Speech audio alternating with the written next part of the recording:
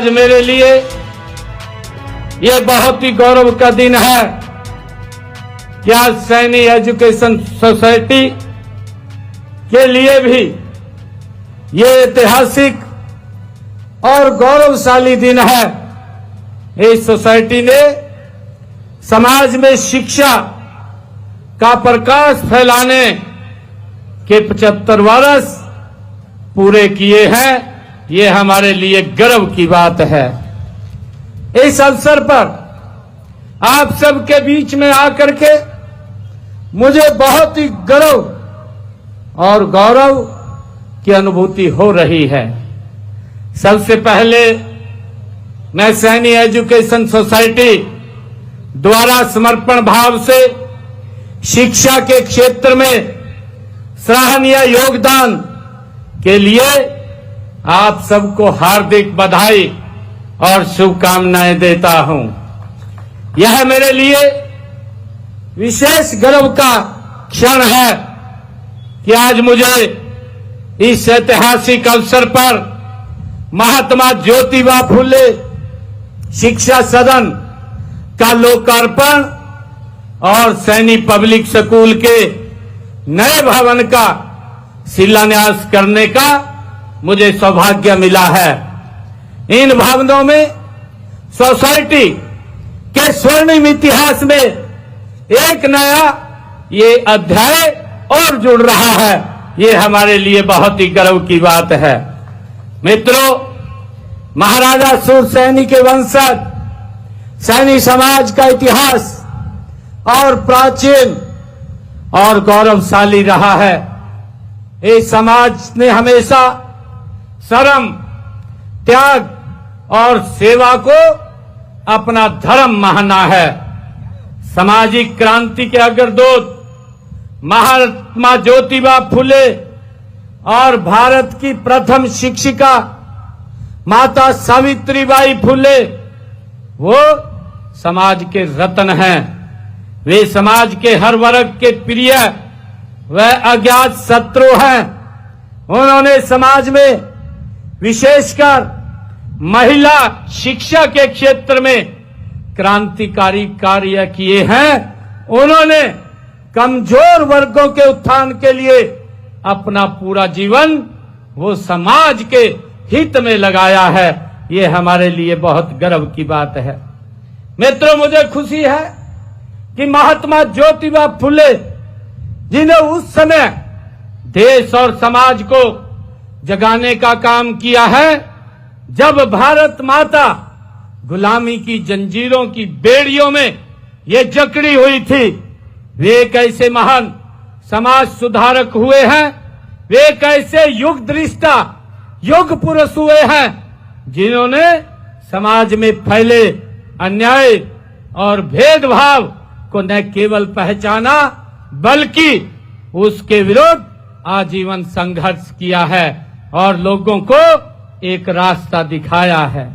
मुझे खुशी है कि उन्होंने बालिकाओं की शिक्षा, विधवा विवाह, वंचित वर्गों के उत्थान के लिए अपनी लगातार आवाज उठाने का, बुलंद करने का काम किया है। वह भी उस दौर में जब बातें सोचना भी ये दूर की बात होती थी। मित्रों, उनका कहना था, महात्मा ज्योतिबा फुले जी वो बोलते थे कि शिक्षा ही व्यक्ति और समाज का उत्थान कर सकती है। उन्होंने अपनी पत्नी माता सावित्रीबाई फुले के साथ मिलकर भारत का पहला लड़कियों का स्कूल पुणे में खोलने का काम अगर किसी ने किया है तो महात्मा ज्योतिबा फुले ने किया है। मुझे खुशी है कि जिसने नारी और पिछड़े व वंचित वर्गों के आत्मविश्वास को जगाया है, मैं महात्मा ज्योतिबा फुले और माता सावित्रीबाई फुले को श्रद्धा पूर्वक मैं नमन करता हूं, उनको प्रणाम करता हूं।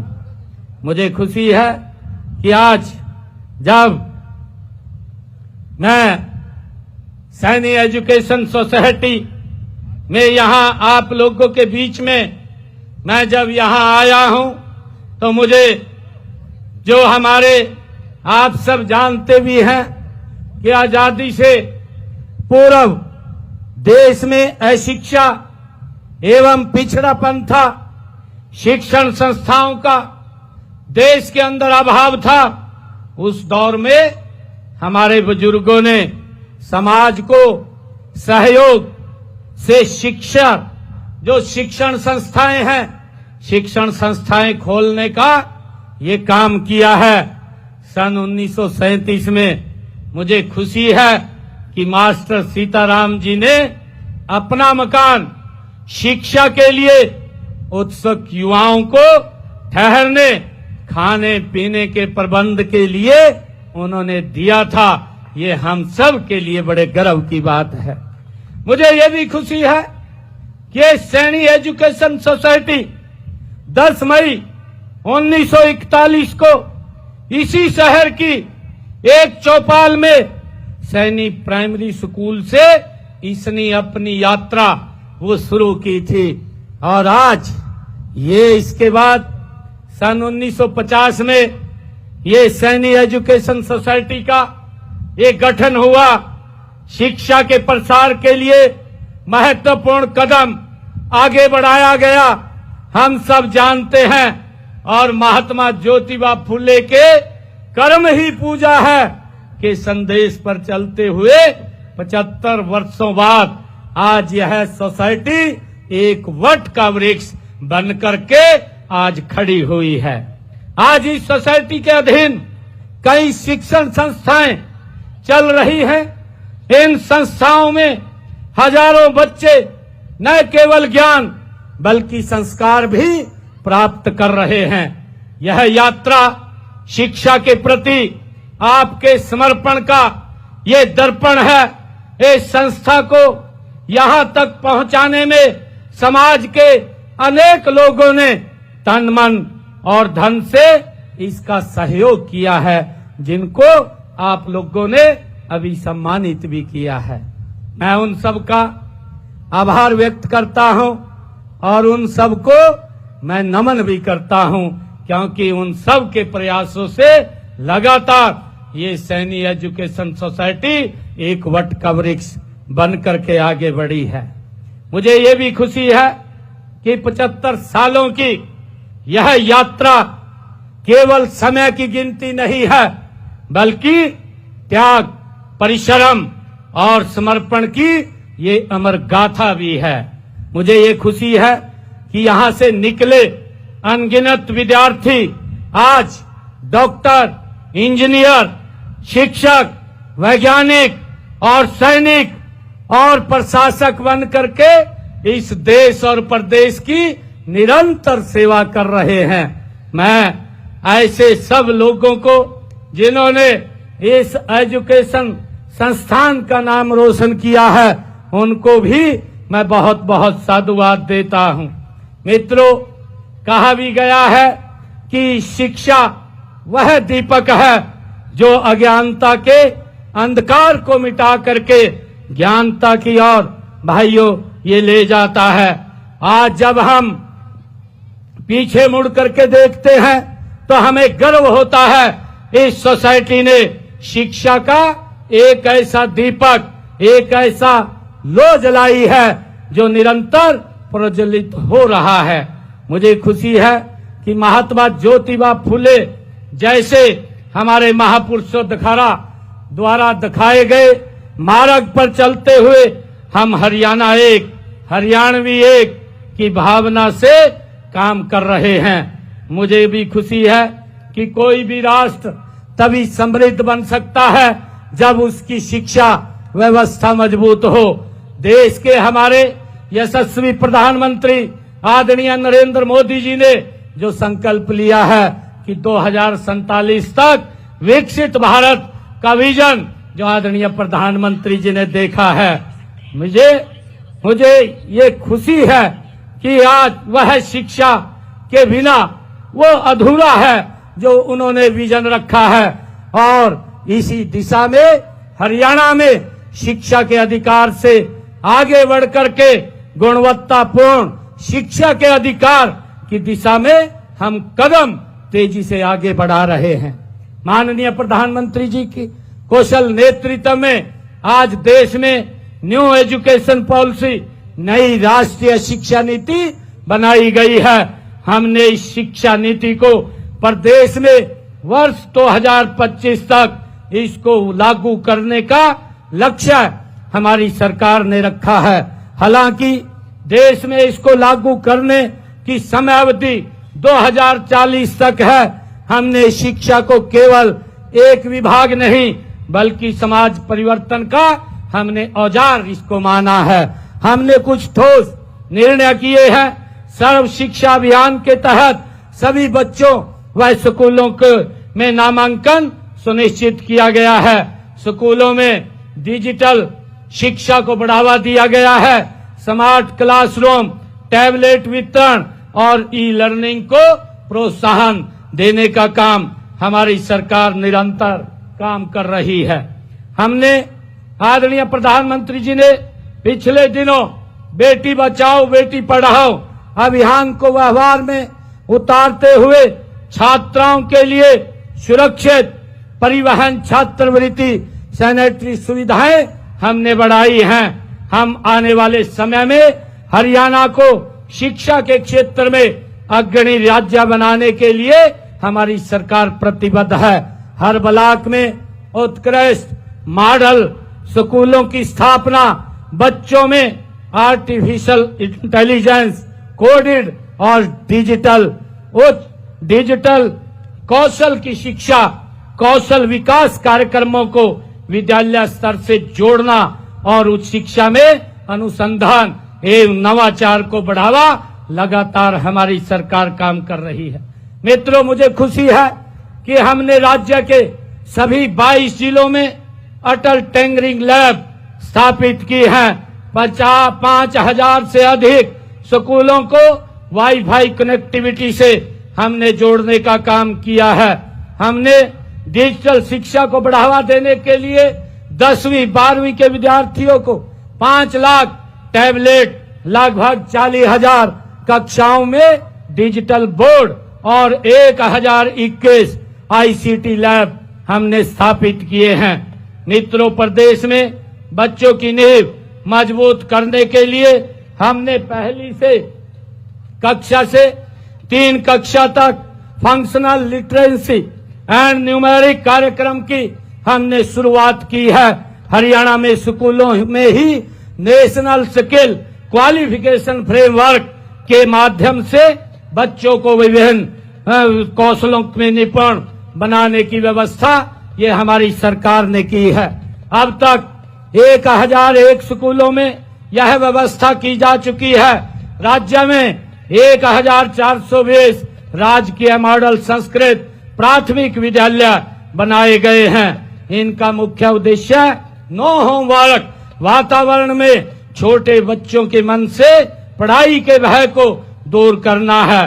प्रदेश में 218 राजकीय मॉडल संस्कृत वरिष्ठ माध्यमिक विद्यालय स्थापित किए हैं और ये सीबीएसई से संबंधित हैं और इसमें पठन पाठन का माध्यम भी अंग्रेजी है।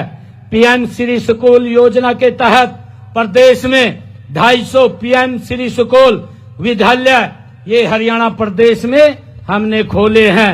राजकीय विद्यालयों में पढ़ने वाले हमारे मेधावी विद्यार्थियों को मुफ्त कोचिंग उपलब्ध कराने हेतु सुपर 100 कार्यक्रम ये चलाया जा रहा है और इसके तहत 534 बच्चों ने आईटीआई, आईआईटी व एनईटी में जैसी परीक्षाओं में सफलता हासिल की है जो हमारे सरकारी स्कूलों में विद्यार्थी पढ़ रहे हैं।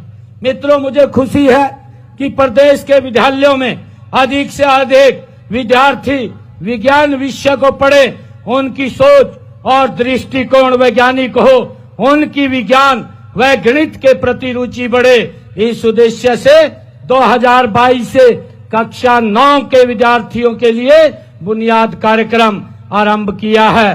12वीं में 90% से अधिक अंक लेने वाले हमारे गरीब परिवार के होनहार विद्यार्थियों के लिए मेधावी छात्रवृत्ति योजना और इसके तहत विद्यार्थियों को 1,11,000 रुपए का पुरस्कार देने का काम ये हमारी सरकार कर रही है। साथियों, शिक्षा ही वह माध्यम है जिससे समाज के पिछड़े वर्ग के लोगों को सशक्त बनाया जा सकता है और इसलिए हमने शैक्षणिक संस्थानों और नौकरियों में भी 27% का आरक्षण ये हमारी सरकार ने लागू किया है। हमने पिछड़े वर्ग के 3 लाख रुपए तक सालाना आय वाले परिवारों के बच्चों को देश में कहीं भी पढ़ाई करने के लिए 15 लाख रुपए और विदेश में पढ़ाई करने के लिए 20 लाख रुपए मात्र शिक्षा ऋण 4% ब्याज दर पर देने का निर्णय ये हमारी सरकार ने लिया है ताकि बच्चों को और उनके माँ बाप को शिक्षा में कोई दिक्कत, कोई समस्या ना आए।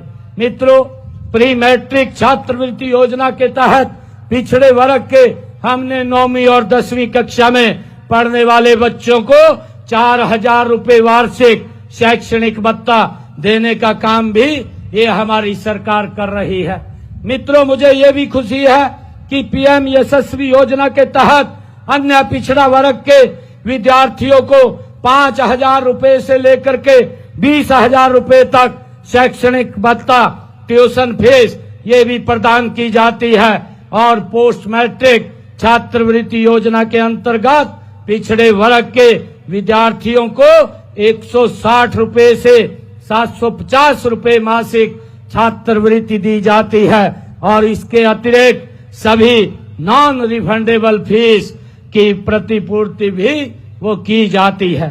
मित्रों, डॉक्टर अंबेडकर मेधावी छात्र संशोधित योजना के तहत पिछड़ा वर्ग के विद्यार्थियों को उच्च शिक्षा के लिए 8,000 रुपए प्रति वार्षिक छात्रवृत्ति प्रदान की जाती है और हमने निर्णय किया है जिन परिवारों की आय 1,80,000 रुपए से कम है ऐसे परिवारों के बच्चों को 12वीं कक्षा तक उनको फिर उनकी फीस पूर्ण रूप से माफ करने का निर्णय ये हमारी सरकार ने लिया है और इन्हें हम मुफ्त वर्दी, पुस्तकें, लेखन सामग्री भी ये उपलब्ध कराई जाती है। ऐसे परिवारों की बेटियों को कॉलेजों में भी और यूनिवर्सिटी में भी फीस को हमने पूर्ण रूप से माफ किया है। मित्रों, मुझे खुशी है चिराग योजना के माध्यम से आर्थिक रूप से जो हमारे कमजोर वर्ग के बच्चों को प्राइवेट स्कूलों में पढ़ने का अवसर दिया जा रहा है।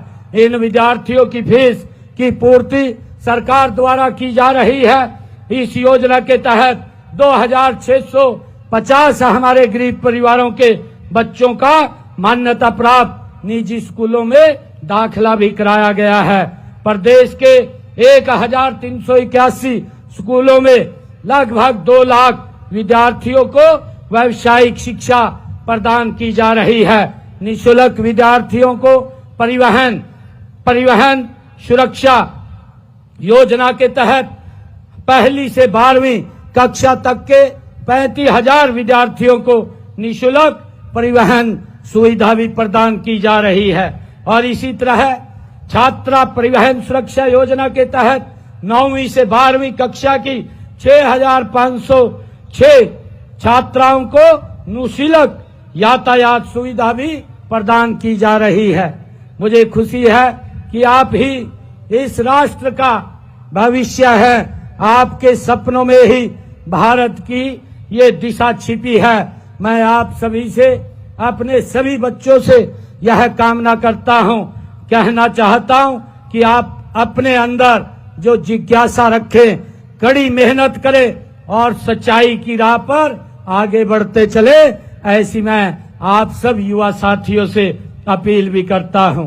मैं अभिभावकों से भी ये निवेदन करता हूं कि आप केवल बच्चों को स्कूल भेजकर अपने कर्तव्य से मुक्त न रहे, उनके शिक्षण, चरित्र और व्यक्तित्व निर्माण में अपनी भूमिका अत्यंत आपकी महत्वपूर्ण है, उसको निभाने का काम करें। मित्रों, लगातार हम युवाओं को, चाहे हरियाणा सरकार के अंदर रोजगार की बात हो, आप लोग देख रहे हैं पिछले लगभग ये 10.5 वर्षों में हमारी सरकार ने 1,80,000 से ज्यादा युवाओं को बिना पर्ची बिना खर्ची के हरियाणा सरकार में नौकरी देने का काम किया है। और मित्रों, मैं बताना चाहूंगा, अभी अपने बजट के अंदर मैंने इस बात की भी घोषणा की थी कि हम हरियाणा प्रदेश के 10 जिलों के अंदर IMT का निर्माण करेंगे। उसके लिए पूरी प्रक्रिया शुरू हो गई है और IMT एक बनेगी।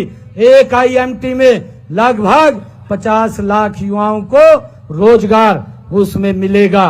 और भाइयों, मुझे खुशी है कि इन IMT के अंदर लगातार हम गति से काम कर रहे हैं ताकि हमारे युवाओं को रोजगार के साधन खड़े हों।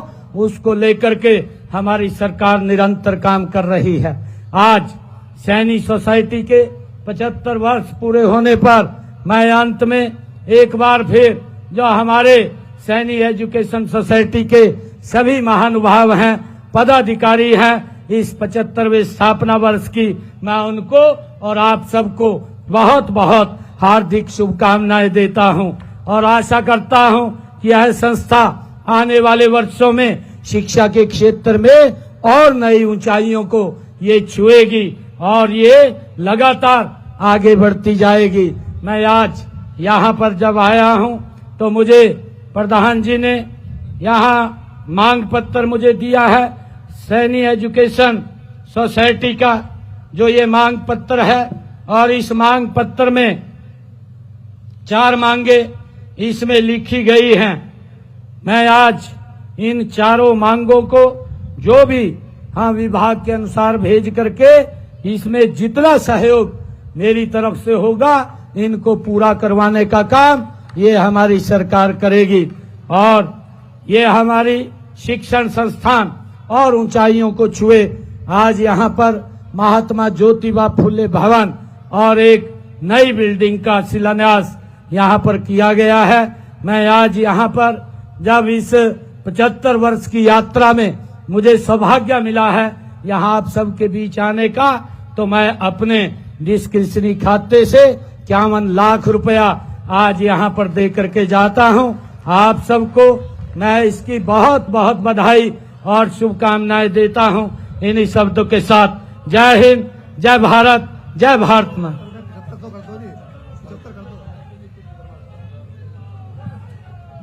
बहुत बहुत धन्यवाद। माननीय मुख्यमंत्री जी, कृपया स्थान ग्रहण कीजिए।